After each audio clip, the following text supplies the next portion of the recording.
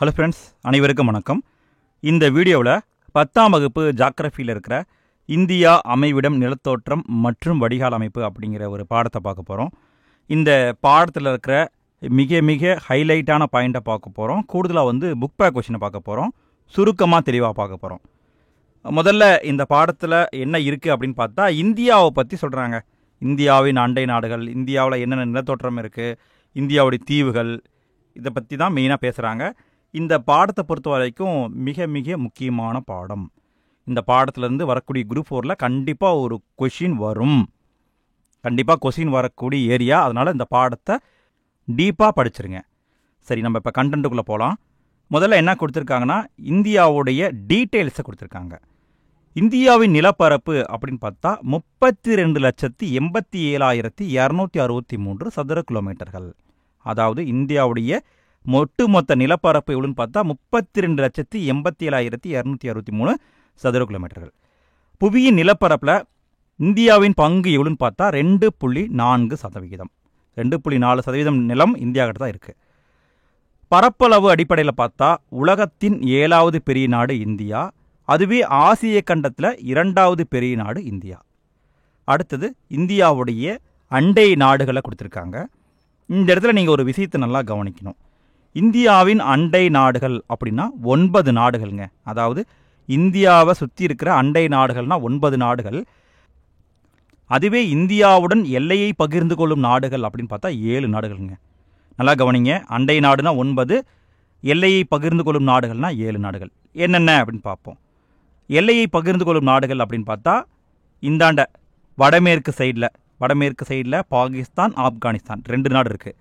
வடக்கு சைடில் சைனா, நேபாளம், பூட்டான் 3 நாடு இருக்குது. அதுவே கிழக்கு சைடில் மியான்மார், வங்கதேசம் 2 நாடு இருக்குது. மொத்தம் 7 நாடுகள் இந்தியாவுடன் எல்லையை பகிர்ந்து கொள்ளுது. இந்தியாவுடைய நிலை எல்லை எவ்வளோன்னு பார்த்தா, அதாவது இங்கே ஸ்டார்ட் பண்ணி இப்படி வருது பார்த்தீங்களா, இந்த நிலை எல்லை எவ்வளோன்னு பார்த்தா 15,200 கிலோமீட்டர்கள். எவ்வளோங்க? 15,200 கிலோமீட்டர்கள்.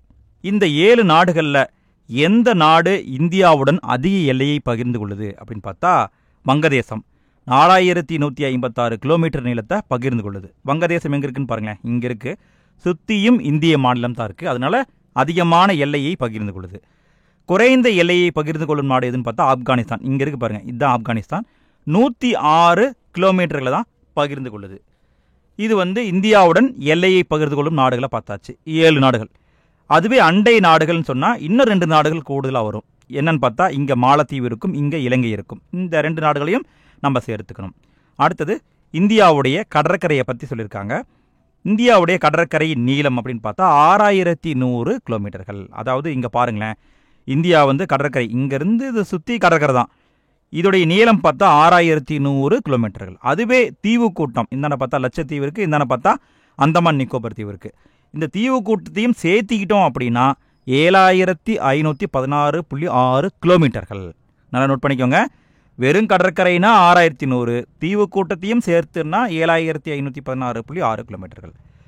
அடுத்தது இந்தியாவையும் இலங்கையும் பிரிக்கும் நீர் சந்தி எதுன்னு பார்த்தா பாக் நீர் சந்தி. எங்கே இருக்குன்னு பாருங்களேன். இங்கே இருக்கும். இங்கே தான் இந்தியாவையும் இலங்கையையும் பிரிக்கும் நீர் சந்தி. என்னென்னா பாக் நீர் சந்தி. அடுத்தது அமைவிடத்தை கொடுத்துருக்காங்க. அமைவிடத்தை பொறுத்த வரைக்கும் அட்சரேகை, தீர்க்க ரேகை இந்த 2 முக்கியம். அட்சரேகை அப்படின்னு பார்த்தீங்கன்னா, அதாவது பூமியில் இப்படி கோடு போட்டு, அதாவது குறக்க கோடு போட்டு மேலையும் கீழையும் போகிறது தான் அட்சரேகை. புரியுதுங்களா? மேலையும் கீழையும் போகிறது தான் அட்சரேகை. அதுவே இப்படி கோடு போட்டு இப்படி இந்தாண்ட கிழக்கு மேற்கு போனால் அது தீர்க்க ரேகை. சரிங்களா? சரி, பார்ப்போம். அட்சரேகையை பொறுத்த வரைக்கும் வடக்கு அட்சத்தில் 8 டிகிரி 4லிருந்து 37 டிகிரி 6 வரைக்கும் இந்தியா அமைஞ்சிருக்கு. வடக்கு அச்சத்தில் இருக்குது 8 டிகிரி 4லிருந்து 37 டிகிரி 6 வரைக்கும் அமைஞ்சிருக்கு.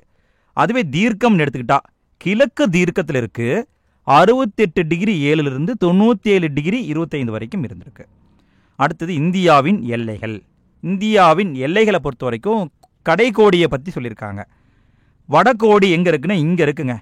வடகோடி எங்கே இருக்குது? ஜம்மு காஷ்மீரில் இருக்குது. அதன் பெயர் என்னென்னா இந்திரா கோல். இந்திரா கோல் எங்கே இருக்குது? ஜம்மு காஷ்மீரில் இருக்குது. அதுவே தெற்கு கோடி கடைசி எங்கன்னு பார்த்தா இங்கே இருக்குது. நிக்கோபர் தீவுடைய எண்டு இந்திரா முனை அப்படின்னு சொல்லுவாங்க. இது எந்த அச்சத்தில் அமைஞ்சிருக்குன்னா 6°45 அப்படிங்கிற அச்சத்தில் இங்கே அமைஞ்சிருக்கு. இந்த இந்திராமுனைக்கு முன்பு என்ன பேர் இருந்திருக்குன்னு பார்த்தா பிக்மெலியன் அப்படிங்கிற பேர் இருந்திருக்கு. புரியுதுங்களா? முன்னாடி பிக்மெலியன் பேர் இருந்திருக்கு, அதை இப்போ வந்து இந்திராமுனைன்னு மாற்றிட்டாங்க. ஸோ தென்கோடி இந்திராமுனை, வடக்கோடி இந்திராக்கோள். அடுத்தது இந்தியாவின் எல்லை நீளங்கள் எப்படி சொல்கிறாங்கன்னா, வடக்கு தெற்கு, அதாவது கன்னியாகுமரியில் ஸ்டார்ட் பண்ணி ஜம்மு காஷ்மீர் வரைக்கும் எவ்வளோ நீளம், அருணாச்சல பிரதேசிலேருந்து குஜராத் வரைக்கும் எவ்வளோ நீளம், இதை வந்து கொடுத்துருக்காங்க. இது நம்ம பார்ப்போம்.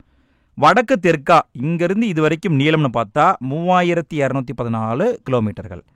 அதுவே மேற்கு கிழக்கு அப்படின்னு பார்த்தா 2933 கிலோமீட்டர்கள். இதை நீங்கள் நல்லா உன்னிப்பாக பார்த்துக்கோங்க. அடுத்தது இந்தியாவின் திட்ட நேரம். குறிப்பாக என்ன சொல்கிறாங்கன்னா, 23.5 வட அச்சமான கடகரேகை இந்தியாவை 2 பகுதியாக பிரிக்குது. கடகரேகை எப்படி போகும்னா இப்படி போகுங்க, இப்படி கடகரேகை போகும். இதை வந்து இந்தியாவை 2ஆக பிரிக்கும், பாதி மேலே பாதி கீழே. மேலே இருக்கிற அந்த வடப்பகுதி வந்து மித வெப்ப மண்டலம், அதுவே கீழே இருக்கிற இந்த பகுதி வந்து வெப்ப மண்டலம். ஸோ தெற்கு பகுதி வெப்ப மண்டலம், வடக்கு பகுதி மித வெப்ப மண்டலம்.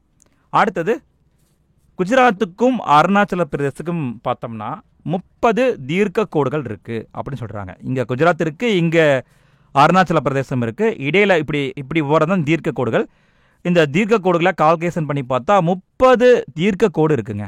குறிப்பாக நேரம் அப்படின்னு பார்த்தா குஜராத்தை விட அருணாச்சல பிரதேசத்தில் 2 மணி நேரம் முன்னாடியே சூரியன் உதிச்சிரும், மறையிறதும் 2 மணி நேரம் முன்னாடியே மறைஞ்சிரும். 2 மணி நேரம் டிஃப்ரென்ஸ் இருக்குது இங்கேயும். அதனால் குழப்பத்தை தவிர்க்கணும் அப்படிங்கிறதுக்காக என்ன பண்ணியிருக்காங்கன்னா, இந்தியாவுடைய திட்ட நேரத்தை சென்டராக இருக்கிற மாதிரி பிரித்து வச்சுருக்காங்க. எங்கே பிரிச்சிருக்காங்க அப்படின்னு பார்த்தா, இந்தியாவுடைய திட்ட நேரம் 82°30 அப்படிங்கிற கிழக்கு தீர்க்க ரேகையை பேஸ் பண்ணி அமைக்கப்பட்டிருக்கு. நல்லா கவனிங்க, கிழக்கு தீர்க்க ரேகை 82°30 அப்படிங்கிறது. குறிப்பாக இந்த தீர்க்க ரேகை எங்கே போகுதுன்னு பார்த்தா, உத்தரப்பிரதேசில் அலகாபாத்தில் இருக்கிற மிர்சாப்பூர் அப்படிங்கிற ஊர் வழி தான் போகுது. இந்திய திட்ட நேரம் கிரீன்விச் நேரத்தை விட 5.5 மணி நேரம் முன்பாக இருக்குது அப்படின்னு சொல்கிறாங்க. கிரீன்விச் திட்ட நேரத்தை விட 5.5 மணி நேரம் முன்பாக இருக்குது. அடுத்தது இந்தியாவின் முக்கிய இயற்கை அமைப்பு பிரிவில் கொடுத்துருக்காங்க. இந்தியாவின் இயற்கை அமைப்புன்னு பார்த்தா பொதுவாக 6 வகையை பிரிக்கலாம். பட் பழைய எடிஷனில் 5 வகைன்னு போட்டிருக்காங்க, புது எடிஷனில் 6 வகைன்னு போட்டிருக்காங்க. பாலைவனத்தை தனியாக காட்டினா 6, தனியாக காட்டலைன்னா 5.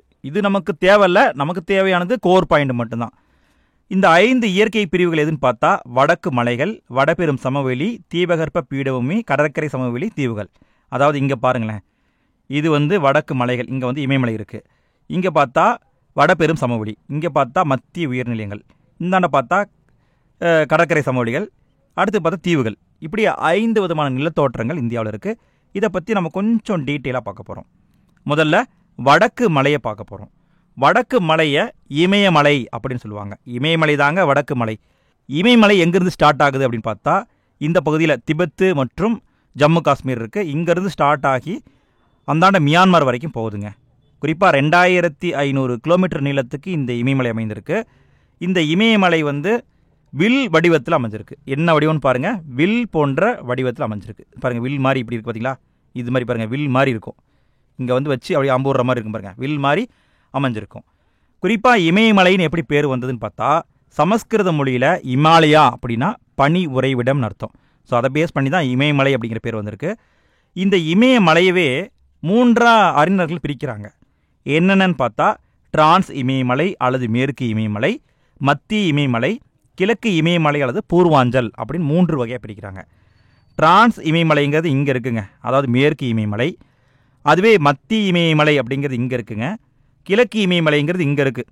இந்த 3ஐயும் நம்ம கொஞ்சம் விலாவரியாக பார்ப்போம். முதல்ல டிரான்ஸ் இமயமலையை பார்ப்போம். டிரான்ஸ் இமயமலைங்கிறது இங்கே தாங்க இருக்குங்க, அதாவது திபெத்து மற்றும் ஜம்மு காஷ்மீரில் இருக்குது. இந்த இமயமலையின் பெரும்பகுதி எங்கே இருக்குன்னா திபெத்தில் இருக்குது. அதனால் திபெத்தியன் இமயமலை அப்படின்னு சொல்லுவாங்க. நல்லா கவனிங்க, திபெத்தியன் இமயமலை அப்படின்னு சொல்லுவாங்க. குறிப்பாக இந்த டிரான்ஸ் இமயமலை, அதாவது இங்கே இருக்கிற இமயமலை எப்படி உருவாகியிருக்குன்னு பார்த்தா, அதாவது அந்த காலத்தில் கடலடி உயிரின படிமமாக இருக்கக்கூடிய டெர்சியரி கிரானைட் அப்படிங்கிற ஒரு வகையான பாறைகளால் உருவாகியிருக்கு. இந்த பகுதியில் இருக்கிற முக்கியமான மலைத்தொடர்கள் என்னென்னு பார்த்தா, பாஸ்கர், லடாக், கைலாஸ், காரக்கோரம் போன்ற மலைத்தொடர்கள் இருக்குது. இந்த பகுதி வந்து திபெத்தின் இமயமலைன்னு அழைக்கப்படும். குறிப்பாக திபெத்து அல்லது பாமீர் முடிச்சு இங்கே தான் இருக்குது. அதை வந்து உலகின் கூரை அப்படின்னு சொல்லுவாங்க. உலகின் கூரைன்னு திபெத்தை சொன்னாலும் ஒன்று தான், பாமீர் முடிச்ச சொன்னாலும் ஒன்று தான். எது வருதோ அதை வச்சு நீங்கள் ஆன்சர் போட்டுக்கோங்க. அடுத்தது மத்திய இமயமலை பார்ப்போம். மத்திய இமயமலைங்கிறது இங்கே தாங்க இருக்குது. அதாவது இங்கே ஸ்டார்ட் ஆகி இங்கேருந்து இது வரைக்கும் போகிறதான் மத்திய இமயமலை. இந்த மத்திய இமயமலையை பொறுத்த வரைக்கும் இளம் மடிப்பு மலைன்னு சொல்கிறாங்க. அதாவது 3 வகையான நம்ம இமயமலையிலையும் இந்த மத்திய இமயமலை தான் இளம் மடிப்பு மலைன்னு சொல்கிறாங்க. இது எப்படி உருவாகியிருக்கு அப்படின்னு பார்த்தா, அந்த காலத்தில் வடக்கு திசையில் யுரேசியா அப்படிங்கிற நிலப்பகுதி இருந்தது, தெற்கு திசையில் கோண்டுவானா அப்படிங்கிற நிலப்பகுதி இருந்தது. இந்த 2 நிலப்பகுதிக்கும் இடையில் டெத்திஸ் அப்படிங்கிற ஒரு கடல் ஓடிக்கிட்டு இருந்தது. காலப்போக்கில் இந்த 2 நிலப்பகுதியும் ஒன்றா சேரும் பொழுது இந்த கடல் மடிக்கப்பட்டு உயர்ந்து அதுவே இளம் இமயமலையாக மாறியிருக்கு அப்படின்னு சொல்கிறாங்க. இந்த மத்திய இமயமலையையும் 3 பிரிவாக பிரிக்கிறாங்க. என்னென்னு பார்த்தா, இமாத்திரி அல்லது உள் இமயமலை, இமாச்சல் அல்லது மத்திய இமயமலை, சிபாலிக் அல்லது வெளி இமயமலை அப்படின்னு சொல்லிட்டு 3ஆக பிரிக்கிறாங்க. சுருக்கமாக நம்ம இமாத்திரி, இமாச்சல், சிபாலிக்னு மட்டும் பார்ப்போம். இமாத்திரி எங்கே இருக்குன்னா இங்கே வெளியே அவுட்டில் இருக்குங்க. அதாவது இந்தாண்ட மற்ற நாடுகளுடைய பார்டராக இருக்கிறது வந்து இமாத்திரி, உள்ளே இருக்கிறது கொஞ்சம் உள்ளே இருக்கிறது இமாச்சல், அதுக்கு உள்ளே இருக்கிறது வந்து சிபாலிக். இந்த 3ஐயும் நம்ம பார்ப்போம். முதல்ல வந்து நம்ம இமாத்திரியை பார்ப்போம். இமாத்திரி அப்படின்னா அதாவது இந்த வெளியில் இருக்குதுங்க, அதாவது கடைசி எண்டில் மற்ற நாடுகளோட எல்லையில் இருக்கிறது தான் வந்து இமாத்திரி. இந்த இமாத்திரி பகுதியில் பார்த்தோம்னா மிக உயர்ந்த சிகரங்கள் இருக்குங்க. இது ரொம்ப ஹைட்டான பகுதி. இந்த இமாத்திரி பகுதி தான் ரொம்ப ஹைட்டான பகுதி. மிக உயர்ந்த சிகரங்கள் இருக்குது. குறிப்பாக உலகத்தில் இருக்கிற 14 உயரமான சிகரங்களில் 9 சிகரம் இமயமலையில் தான் இருக்கான். நல்லா கவனிங்க, உலகத்தில் 14 உயரமான சிகரம் இருக்குது, அதில் 9 சிகரம் எங்கே இருக்குன்னா இமயமலையில் தான் இருக்குது. இதில் இருக்கிற முக்கியமான சிகரம்னு பார்த்தா எவரெஸ்ட் உலகத்திலேயே உயர்ந்த சிகரம். இதன் உயரம் 8848 மீட்டர். இது எங்கே இருக்குன்னா நேபாளத்தில் இருக்குது. நேபாளம் எங்கே இருக்குன்னா இங்கே இருக்குங்க. நேபாளத்தில் எவரெஸ்ட் இருக்குது. அதுவே கஞ்சன்ஜங்கா அப்படிங்கிறது 3வது கிட்டத்தட்ட உயர்ந்த சிகரமாக இருக்கும். இதன் உயரம் 8586 மீட்டர். இது எங்கே இருக்குன்னா நேபாளத்துக்கும் சிக்கிம் பாருங்கள், இங்கே இருக்க சிக்கிம், இதுக்கும் நேபாளத்துக்கும் இடையில தான் கஞ்சன்ஜங்கா இருக்குது. குறிப்பாக இந்தியாவின் உயரமான சிகரம் எதுன்னு பார்த்தா கேட்டுன்னு சொல்லக்கூடிய காட்வின் ஆஸ்டின் 8611 மீட்டர் உயரமாக இருக்கும். அது இந்த இடத்துல இருக்குங்க. ஸோ உயர்ந்த சிகரங்கள்லாம் எங்கே இருக்குன்னா இந்த இமாத்திரியில் தான் இருக்குது. குறிப்பாக இமாத்திரியில் பனி ஆறுகள் இருக்குங்க. அதாவது மிக முக்கியமான ஆறுகள்லாம் இங்கே தான் உருவாகுது. கங்கோத்திரி, சியாச்சின் போன்ற பனியாறுகள் இங்கே ஓடிக்கிட்டு இருக்குங்க. அடுத்தது இமாச்சல் அல்லது மத்திய இமயமலை பார்ப்போம். அதாவது அவுட்லைனில் இருக்கிறது இமாத்திரி, அதோட கொஞ்சம் இந்த உள்ளே இருக்கிறது வந்து இமாச்சல். இமாச்சலை பொறுத்த வரைக்கும் மிக உயர்ந்த சிகரமெல்லாம் இருக்காது. இங்கே வந்து மலைத்தொடர்கள் மட்டும்தான் இருக்கும். என்னென்ன மலைத்தொடர் இருக்குதுன்னு பார்த்தா பீர்பாஞ்சல் மலைத்தொடர், தௌலதார் மலைத்தொடர், மகாபாரத் மலைத்தொடர், இதெல்லாம் வந்து இந்த பகுதியில் அமைஞ்சிருக்குங்க. இந்த பகுதி வந்து கோடை வாழிடமாக இருக்குது. கோடை வாழிடம் எங்கே இருக்குன்னு பாருங்கள், இமாச்சலில் தான் இருக்குது. சிம்லா, முசௌரி, நைனிடால், அல்மோரா, ராணிகட், டார்ஜிலிங் போன்ற கோடை வாழிடங்கள் இங்கே தாங்க இருக்குது. அதாவது நடு லேயரில் இருக்குது. அடுத்தது கடைசி லேயர் வந்து என்னென்னு பார்த்தா சிபாலிக்ங்கிறது இந்தியாவுக்குள்ளே இருக்கிற கடைசி மலையுடைய அடிவாரம். இந்த சிபாலிக் பகுதியை பொறுத்த வரைக்கும் ஜம்மு காஷ்மீர்லேருந்து அசாம் வரைக்கும் இருக்குது. இந்த சிபாலிக் பகுதியில் குறுகிய கணவாய்கள் காணப்படுகின்றன. கணவாய்னா ஒன்றும் கிடையாதுங்க, குறுகிய கேப்பு. இந்த கேப் வழியாக நம்ம இன்னொரு நாட்டுக்கோ இன்னொரு இடத்துக்கோ போகலாம். இதுதான் கணவாய்ன்னு சொல்லுவாங்க. இந்த கணவாயை பொறுத்த வரைக்கும் 2 விதமாக பேர் வச்சு அழைச்சிக்கிட்டு இருக்காங்க. கிழக்கு பகுதியில், அதாவது இந்த பகுதியில் கணவாய் இருந்தால் அதுக்கு பெயர் வந்து டூயர்ஸ் அப்படின்னு பேருங்க. அதுவே மேற்கு பகுதியில், அதாவது இந்த பகுதியில் கணவாய் இருந்தால் அதுக்கு பேர் டூன்னு பேர். டூனுக்கு உதாரணம் டேராடூன். நல்லா பாருங்களேன், இங்கே இருந்தால் டூன், இங்கே இருந்தால் டூயர்ஸ். அடுத்தது முக்கியமாக இருக்க சில கணவாய்களை கொடுத்துருக்காங்க. இந்த கணவாய்கள் எங்கே இருக்குது அப்படிங்கிறது ரொம்ப ரொம்ப முக்கியம்.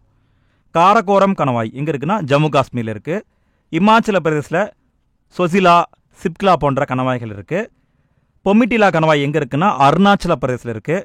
நாதுலா, ஜெலப்லா இந்த கணவாய் எங்கே இருக்குன்னா சிக்கிமில் இருக்குது.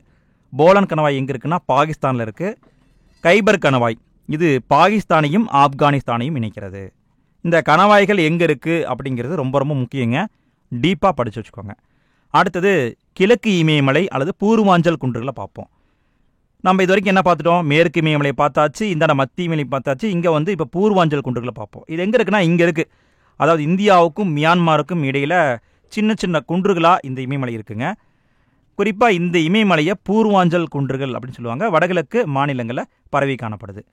குறிப்பாக இந்த பூர்வாஞ்சல் அப்படிங்கிறது நிறைய குன்றுகள் சேர்ந்ததுங்க. டாப்லா, அபோரு, மிஸ்மி, பட்காய்ப்பம், நாகா, மாணிப்பூர், மிக்கீர், காரோ, காசி, ஜெயந்தியா போன்ற எல்லா குன்றுகளையும் ஒன்றா சேர்த்து பூர்வாஞ்சல் குன்றுகள் அப்படின்னு அழைக்கிறாங்க. அடுத்தது வடபெரும் சமவெளியை பார்க்க போகிறோம். இது வரைக்கும் நம்ம மலையை பார்த்தாச்சு இல்லைங்களா? இது வரைக்கும் மலையை பார்த்தாச்சு. இந்த இடத்துல இருக்கிறது வடபெரும் சமவெளி. இந்த சமவெளி எப்படி உருவாகிருக்குன்னா, இந்த மலையில் வந்து நல்ல நிறைய ஆறுகள் இருக்குது பார்த்தீங்களா? அதாவது சிந்து, கங்கை, பிரம்மபுத்திரா போன்ற மிகப்பெரிய ஆறுகள் வந்து அங்கேருந்து என்ன பண்ணும், மண்ணை அரிச்சிட்டு வந்து இங்கே வந்து படிய வைக்கும். இந்த பகுதி சமமாக இருக்கும். சமமாக இருந்தால் தாங்க அது சமவெளி. ஸோ இந்தியாவுடைய வடபெரும் சமவெளியை பார்க்க போகிறோம். இந்த சமவெளி எப்படி உருவாகிருக்குன்னா, சிந்து, கங்கை, பிரம்மபுத்திரா மற்றும் அதன் துணை ஆறுகளால் உருவாக்கப்பட்டிருக்குது. குறிப்பாக இந்த வடபெரும் சமவெளி நீளம் எவ்வளோன்னு பார்த்தா, இந்த பகுதியுடைய நீளம்னு பார்த்தா 2400 கிலோமீட்டருங்க. பரப்பளவு 7 லட்சம் சதுர கிலோமீட்டர்கள். இந்த சமவெளியில் 5 முக்கியமான பண்புகள் காணப்படுங்க. அதாவது 5 முக்கியமாக இந்த நிலங்கள் வந்து இருக்கும். என்னென்ன இருக்கும் அப்படின்னு பார்க்கலாம். முதல்ல பார்க்குறது வந்து பாபர் சமவெளி. பாபர் அப்படிங்கிறது கரடு முரடான படிவுங்க. அதாவது மலையுடைய அடிவாரத்தில் பார்த்தீங்கன்னா மரம் இருக்கும், பாறையெல்லாம் இருக்கும். அங்கே பார்த்தா மண் கரடு முரடாக இருக்கும். அதான் வந்து பாபர் சமவெளி. இது வந்து கரடு முரடான படிவுங்க. அடுத்தது பார்க்குறது தராய் சமவெளி. தராய்ங்கிறது கொஞ்சம் அப்படியே வந்து சகதியாக இருக்கும் பார்த்தீங்களா? சகதியாக இருக்கிற சதுப்பு நில பகுதி தான் தராய் சமவெளி. அடுத்தது பாங்கர் சமவெளி அப்படிங்கிறது பழைய வண்டல் மண்ணாலான ஒரு சமவெளிங்க. அடுத்தது காதர் சமவெளி. காதர் சமவெளி அப்படிங்கிறது புதிய வண்டல் மண், புதிதாக கொண்டு வரப்பட்டு படிய வைக்கப்பட்ட வண்டல் மண்ணானது தான் காதர் சமவெளி. காதர் சமவெளிக்கு பெட் நிலம் அப்படின்னு ஒரு பேரும் இருக்குங்க. நல்லா கவனிங்க, காதர் சமவெளிக்கு பெட் நிலம் அப்படின்னு ஒரு பேர் இருக்குது. அடுத்தது டெல்டா அல்லது வண்டல் சமவெளி. இது எங்கே இருக்குன்னா, ஆறு வந்து கடலோட கலக்குது பார்த்தீங்களா? அந்த இடத்துல வந்து படிவுகளை வந்து படி வைக்கும். அப்போ தான் இந்த டெல்டா வந்து உருவாகுங்க. உலகத்தின் மிகப்பெரிய மற்றும் அதிக வேகத்தில் உருவாகும் டெல்டா எதுன்னு பார்த்தா சுந்தரவன டெல்டா. இது எங்கே இருக்குன்னா, மேற்கு வங்காளத்தில் இருக்குங்க. அதாவது இந்த ஏரியாவில் இருக்குது. உலகத்தின் மிகப்பெரியது மற்றும் அதிக வேகத்தில் உருவாகும் டெல்டா. அடுத்தது இந்த டெல்டா பகுதியில் நிலப்பகுதி லேண்டு உயரமாக இருந்தால் அதுக்கு பெயர் சார்ஸ். அதுவே லேண்டு சதுப்பு நிலமாக இருந்தால் அதுக்கு பெயர் பில்ஸ். இதை வந்து நல்லா கவனிங்க. டெல்டா பகுதியில் நிலம் வந்து உயரமாக இருந்தால் அதுக்கு பெயர் சார்ஸ், சதுப்பு நில பகுதியாக இருந்தால் அதுக்கு பேர் பில்ஸ். அடுத்தது இந்த வடபெரும் சமவெளியை நம்ம இது வரைக்கும் என்ன பண்ணோம், 5 பண்புகளாக பார்த்தோம். அதாவது மண் எப்படி இருக்கும் அப்படிங்கிறத வச்சு பார்த்தோம். அடுத்தது நிலப்பரப்பு, அதாவது எங்கே பரவி இருக்குது அப்படிங்கிறத வச்சு நம்ம 4 வகையை பிரிக்க போகிறோம். முதல்ல பார்க்குறது ராஜஸ்தான் சமவெளி. அடுத்தது பஞ்சாப் ஹரியானா சமவெளி, கங்கை சமவெளி, பிரம்மபுத்திரா சமவெளி. இந்த 4ஐயும் பார்ப்போம். அதாவது பார்த்தீங்கன்னா இங்கே இருக்குது பார்த்தீங்களா, இது வந்து ராஜஸ்தான் சமவெளி. அடுத்தது இந்த பகுதியில் இருக்கிறது வந்து பஞ்சாப் ஹரியானா சமவெளி. அடுத்து இந்த பகுதியில் வந்து கங்கை சமவெளி, இந்த பகுதியில் பிரம்மபுத்திரா சமவெளி. இப்படி 4 விதமான சமவெளியாக வந்து பிரிக்கப்பட்டிருக்கு. நம்ம 1 by 1 பார்ப்போம். முதல்ல பார்க்கறது ராஜஸ்தான் சமவெளி. இது எங்கே இருக்குன்னா, ஆரவள்ளி மலைத்தொடருக்கு மேற்கே அமைந்திருக்கு. ஸோ ஆரவள்ளி மலைத்தொடர் எங்கே இருக்குன்னா இங்கே இருக்குங்க. இந்த ஆரவள்ளி மலைத்தொடருக்கு மேற்கே இருக்கிறதாங்க ராஜஸ்தான் சமவெளி. இந்த ராஜஸ்தான் சமவெளி எப்படி உருவாகிருக்குன்னு பார்த்தா, சரஸ்வதி ஆறு மற்றும் லூனி ஆறுகளால் உருவாக்கப்பட்டிருக்கு. குறிப்பாக இந்த ராஜஸ்தான் சமவெளியில் பல உப்பு ஏரிகள் இருக்குங்க. அதுக்கு உதாரணம் பார்த்தா ஜெய்ப்பூருக்கு பக்கத்தில் இருக்கிற சாம்பார் ஏரி அல்லது புஷ்கர் ஏரி. இந்தியாவுடைய மிகப்பெரிய உப்பு ஏரி எங்கே இருக்குன்னா ஜெய்ப்பூர்கிட்ட இருக்குது. இந்த பேரை மட்டும் நல்லா உன்னிப்பாக பார்த்துக்கோங்க. அடுத்தது இந்த ராஜஸ்தான் சமவெளியில் தான் தார் பாலைவனம் அமைந்திருக்கு. இந்தியாவுடைய மிகப்பெரிய பாலைவனம் தார் பாலைவனம் எங்கே இருக்குன்னா இங்கே இருக்குங்க. இந்த தார் பாலைவனத்துடைய பரப்பளவு பார்த்தா 2 லட்சம் சதுர கிலோமீட்டர்கள். குறிப்பாக இந்த தார் பாலைவனம் உலகத்தின் 17வது பெரிய பாலைவனங்க. எத்தனையாவது பெரிய பாலைவனம்? 17வது பெரிய பாலைவனம். இந்த தார் பாலைவனத்தை பொறுத்த வரைக்குங்க, அங்கே இருக்கிற மணலை வச்சு பாலைவனத்தை 2 விதமாக வகைப்படுத்துகிறாங்க. முழுசுமே பாலைவன மண்ணாக இருந்தால் அதை மருஸ்தலி அப்படின்னு சொல்லுவாங்க. அதுவே பாலைவன மண் அறக்குறையாக பாலைவனமாக இருந்தால் அதற்கு பாங்கர் அப்படின்னு பேர். இந்த 2ம் முக்கியம், நல்லா படிச்சுக்கோங்க. அடுத்தது பஞ்சாப் ஹரியானா சமவெளி. பஞ்சாப் ஹரியானா சமவெளி எங்கே இருக்குன்னா இங்கே இருக்குதுங்க.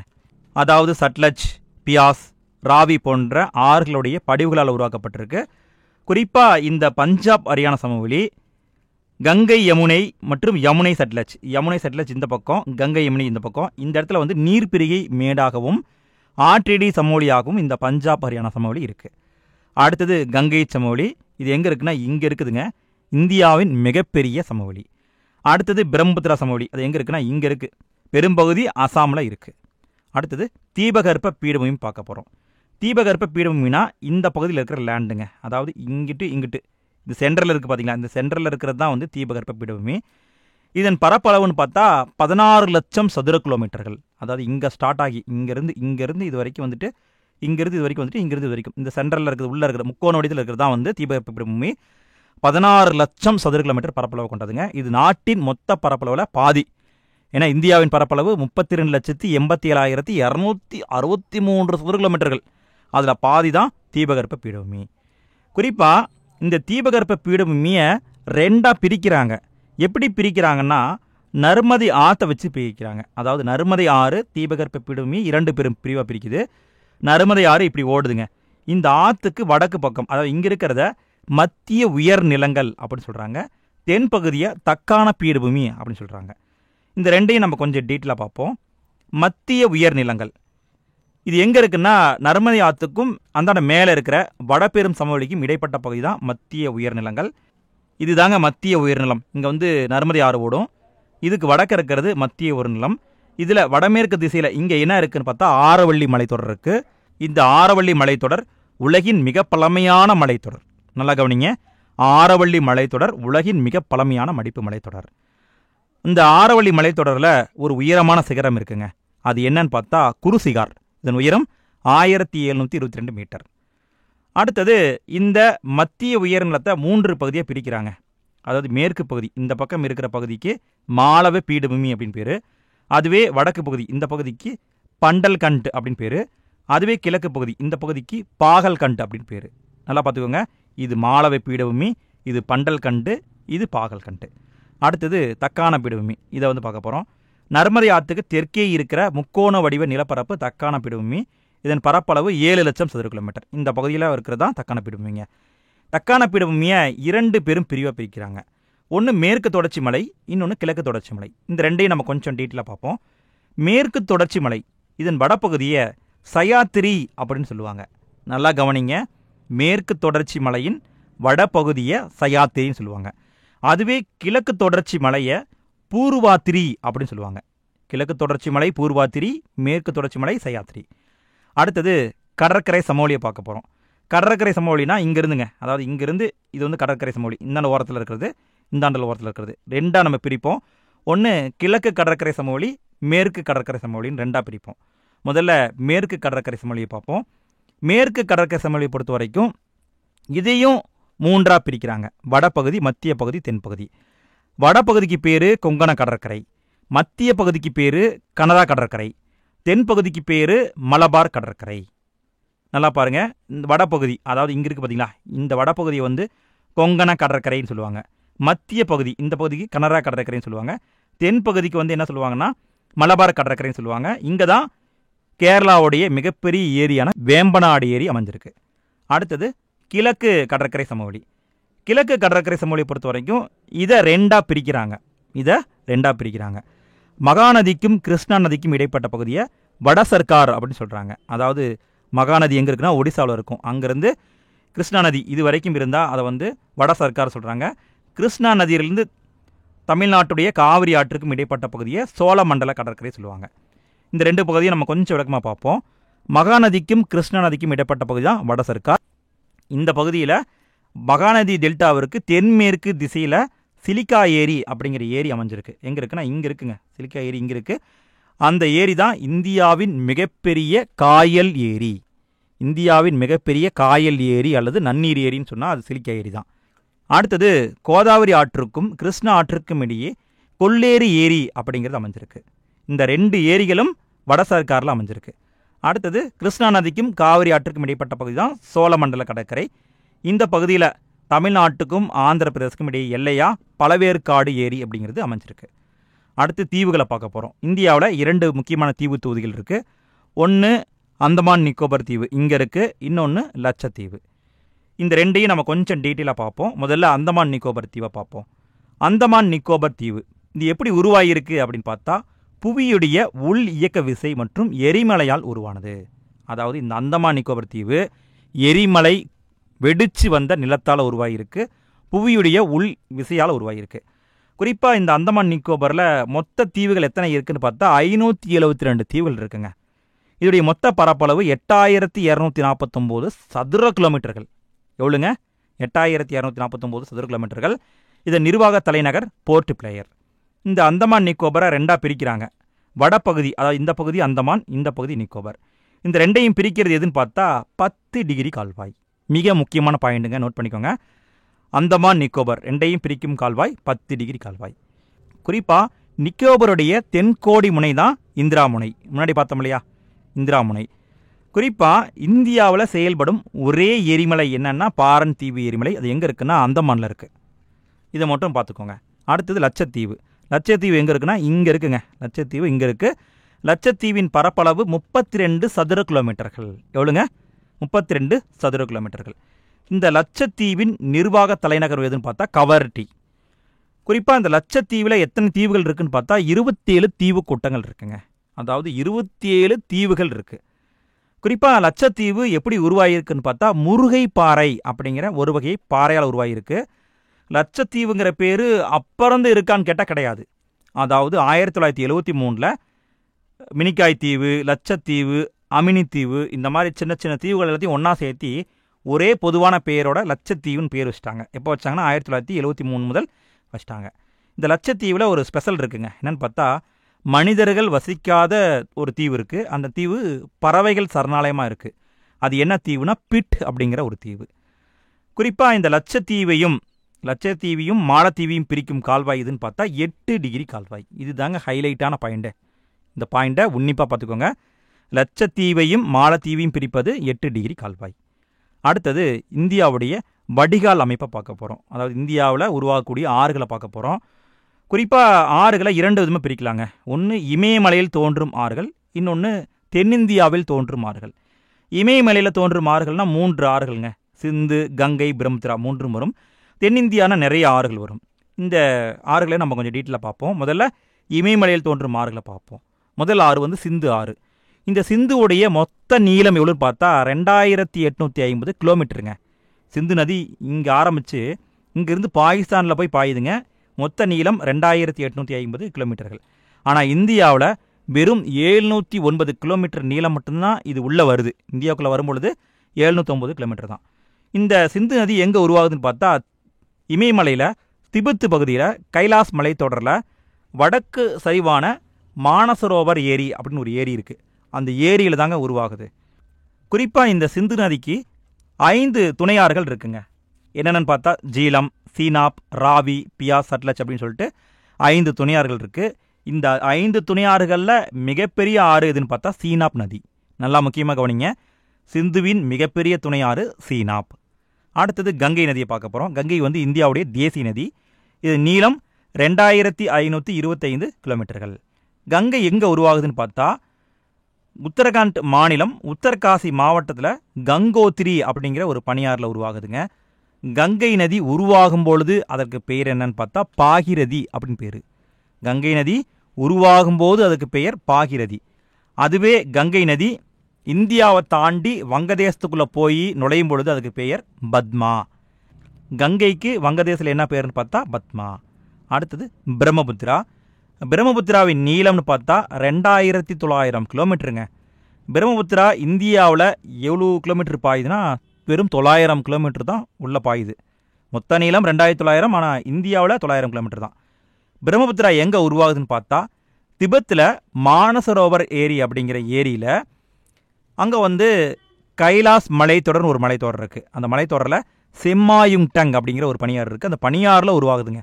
அதாவது திபெத்தில் மானசரோவர் ஏரியில் செம்மாயுங்டங் அப்படிங்கிற பனியாறில் உருவாகுது.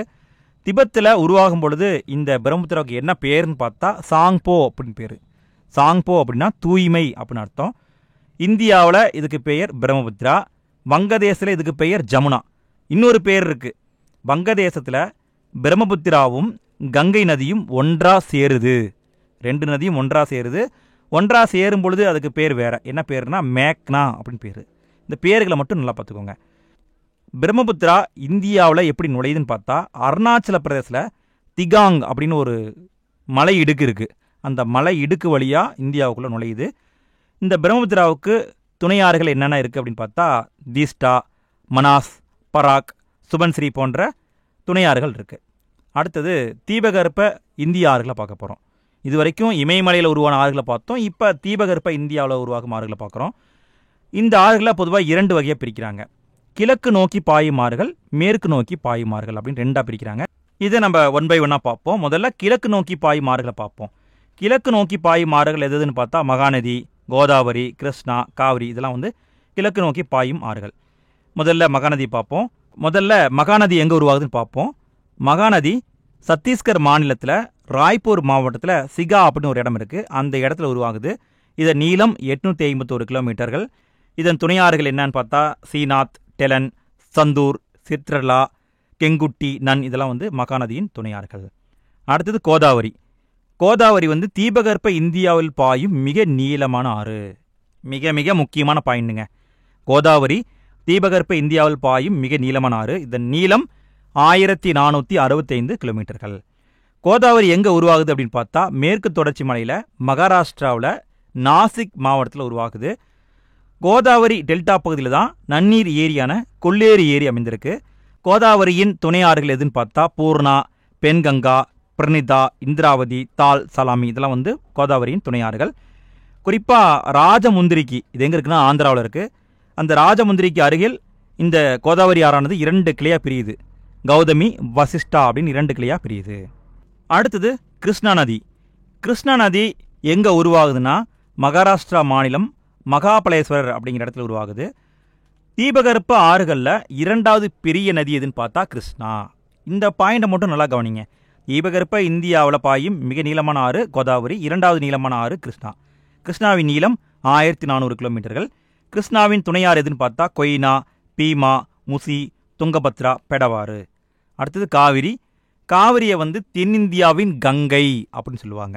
காவிரியை தென்னிந்தியாவின் கங்கைன்னு சொல்லுவாங்க. காவிரி எங்கே உருவாகுதுன்னா கர்நாடக மாநிலம் குடகுல தலைக்காவிரி அப்படிங்கிற இடத்துல உருவாகுது. காவிரி நீளம் 800 கிலோமீட்டர்கள். அடுத்தது மேற்கு நோக்கி பாயும் ஆறுகளை பார்க்க போகிறோம். இந்தியாவில் 3 ஆறுகள் மேற்கு நோக்கி பாயுதுங்க. நர்மதை, தபதி, மாகி. இந்த 3ஐயும் நம்ம கொஞ்சம் விளக்கமாக பார்ப்போம். முதல்ல நர்மதை நதி பார்ப்போம். நர்மதை நதி மேற்கு நோக்கி பாயும் ஆறுகளில் நீளமானது. மேற்கு நோக்கி பாயிற நதிகளில் மிக நீளமானது எதுன்னு பார்த்தா நர்மதை. மிக மிக முக்கியமான பாயிண்ட்டுங்க. இந்த நர்மதை நதி எங்கே உருவாகுதுன்னு பார்த்தா மத்திய பிரதேச மாநிலம் அமர்கண்டா பீடபூமியில் உருவாகுதுங்க. இது நீளம் 1312 கிலோமீட்டர்கள். நர்மதையின் நீளம் 1312 கிலோமீட்டர்கள். நர்மதையின் துணையாறுகள் எதுன்னு பார்த்தா பர்னா, ஹலுன், ஹரன், பஞ்சர், தூதி, சர்க்கார், டவா, கோலார் இதெல்லாம் நர்மதையின் துணையாறுகள். அடுத்து தபதி. தபதி எங்கே உருவாகுது அப்படின்னு பார்த்தா மத்திய பிரதேசில் பெட்டூல் மாவட்டத்தில் முல்டாய் அப்படிங்கிற இடத்துல உருவாகுது. இந்த தபதியின் நீளம்னு பார்த்தா 724 கிலோமீட்டர்கள். தபதியின் துணையாறுகள் எதுன்னு பார்த்தா பாகி, கோமை, அருணாவதி, அனெர், நீசு, புரே, பஞ்சரா, போரி. அடுத்தது மாகி. இங்கே பாருங்கள், மாகி நதி இங்கே, நர்மதை இங்கே, தபதி இங்கே. இந்த 3 நதிகளும் இங்கே இருக்குது. அவ்வளோதாங்க, ஹைலைட்டான பாயிண்ட்டை பார்த்தாச்சு. அடுத்தது புக் பேக் கொஷினை பார்ப்போம். முதல்ல சரியான விடையை தேர்வு செய்க. இதை பார்ப்போம். முதல் கேள்வி, இந்தியாவின் வடக்கு தெற்கு பரவல். வடக்கு தெற்கு பரவல் எவ்வளோன்னா 3214 கிலோமீட்டர்கள். இரண்டாவது கேள்வி, பீகாரின் துயரம் என அழைக்கப்படும் நதி கோசி நதி. இதை பற்றி பழைய புக்கில் கொடுத்துருக்காங்க, அதாவது பழைய சமச்சீர் புக்கில் கொடுத்துருக்காங்க. மூன்றாவது கேள்வி, 3 பக்கம் நீரால் சொல்லப்பட்ட பகுதி தீபகற்பம் என அழைக்கப்படுகிறது. நான்காவது கேள்வி, பாக் நீர்சந்தி மற்றும் மன்னார் வளைகுடா இலங்கையை இந்தியாவிடமிருந்து பிரிக்கிறது. அடுத்து 5வது கேள்வி, தென்னிந்தியாவின் மிக உயரமான சிகரம் ஆனைமுடி. அடுத்து 6வது கேள்வி, பழைய வண்டல் படிவுகளால் உருவான சமவெளி பாங்கர். அடுத்து 7வது கேள்வி, பழவேற்காடு ஏரி தமிழ்நாடு மற்றும் ஆந்திர பிரதேச மாநிலங்களுக்கிடையே அமைந்திருக்கிறது. அடுத்து பொறுத்துக, சாங்போ. சாங்போ என அழைக்கப்படுவது பிரம்மபுத்திரா. யமுனை. யமுனை என்பது கங்கை ஆற்றின் துணையாறு. புதிய வண்டல் படிவுக்கு பெயர் காதர். காட்வின் ஆஸ்டின் இந்தியாவின் உயரமான சிகரம் சோழமண்டல கடற்கரை. இது எங்கே இருக்குன்னா தென்கிழக்கு கடற்கரை சமவெளி. அவ்வளோதாங்க, இந்த பாடத்தை சிறப்பாக முடிச்சாச்சு. இந்த வீடியோ உங்களுக்கு ரொம்ப யூஸ்ஃபுல்லாக இருந்திருக்குன்னு நினைக்கிறேன். கடைசி வரைக்கும் பார்த்தவங்க மறக்காமல் ஒரு லைக்கை தட்டி விட்டுருங்க. உங்களுக்கு நான் முதல்ல ஒரு நன்றியை சொல்லணும். ஏன்னு கேட்டால், நான் முந்தைய வீடியோவில் ஒரு ரெக்வஸ்ட் வச்சுருந்தேன், அதாவது லைக்கை முடிஞ்சால் போடுங்க, ஃபீட்பேக்கை கொடுங்க அப்படின்ட்டு. நிறைய பேர் லைக் போட்டிருக்கீங்க, நிறைய பேர் ஃபீட்பேக் கொடுத்துருக்கீங்க. நீங்கள் கொடுக்குற ஒவ்வொரு லைக்கும் எனக்கு அடுத்தடுத்து வீடியோ பண்ணுறதுல ரொம்ப இன்ட்ரெஸ்ட்டை வந்து க்ரியேட் பண்ணி கொடுக்குது. ஸோ இந்த வீடியோவுக்கும் உங்களுடைய சப்போர்ட்டை கொடுங்கப்பா. நல்ல நல்ல கண்டென்ட்டுக்கெல்லாம் உங்களுடைய ஆதரவு கொடுங்க. மீண்டும் அடுத்த வீடியோ சந்திக்கலாம். அது வரைக்கும் நல்லா படிங்க. All the best. பை.